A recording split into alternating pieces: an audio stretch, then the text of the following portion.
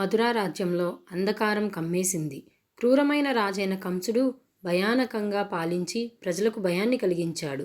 ఒక భవిష్యవాణి ప్రకారం అతని అక్క దేవకి 8వ కొడుకు అతని నాశనానికి కారణమవుతాడని చెప్పబడింది. భయంతో కంసుడు దేవకి మరియు ఆమె భర్త వసుదేవుడిని కారాగారంలో బంధించి ఆమెకు పుట్టే ప్రతి శిశువును సంహరించాలనే సంకల్పం చేశాడు. కంసుడు ఒకరి తర్వాత ఒకరిని అమానుషంగా సంహరించాడు.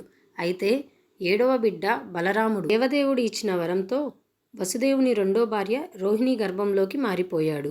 ఆ తర్వాత వచ్చింది అద్భుత క్షణం. సర్వలోకము ఉత్కంఠంగా ఎదురుచూసిన శ్రీకృష్ణుని జననం. ఆ పుణ్య అష్టమి రాత్రి శ్రావణ మాసంలో కారాగారం అంతటా దివ్యకాంతి వ్యాపించింది. భగవంతుడైన శ్రీ మహావిష్ణువు స్వయంగా ప్రత్యక్షమై దేవకీ వసుదేవులను ఆశీర్వదించాడు. అనంతరం ఆయన ఒక శిశువుగా అవతరించాడు.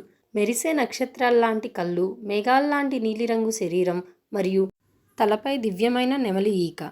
ఆదిశక్తి కృపతో కారాగారం తలుపులు స్వయంగా తెరుచుకున్నాయి. రక్షకులు గాఢ నిద్రలో మునిగిపోయారు మరియు యమునా నది రెండుగా విడిపోయింది. వసుదేవుడు నిండు విశ్వాసంతో తన కుమారుడిని ఒక చిన్న బుట్టలో పెట్టి అనుగ్రహ కటాక్షంతో గోకులానికి చేరుకున్నాడు. అక్కడ యశోదా బిడ్డను తీసుకుని తన కుమారుడిని అక్కడ ఉంచాడు. వసుదేవుడు తిరిగి కారాగారానికి చేరుకున్నప్పుడు తలుపులు మళ్ళీ మూసుకుపోయాయి. ఉదయం కంసుడు ఆ శిశువుని సంహరించడానికి వచ్చాడు. కానీ ఆమె దేవి దుర్గగా రూపాంతం చెంది ఆకాశంలో వెలసి అతనికి హెచ్చరిక ఇచ్చింది.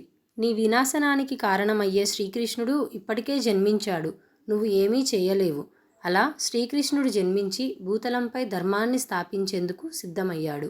ఆయన జన్మించడమే కాకుండా ప్రపంచానికి కొత్త ఆశను, న్యాయసూత్రాన్ని మరియు ప్రేమను అందించాడు.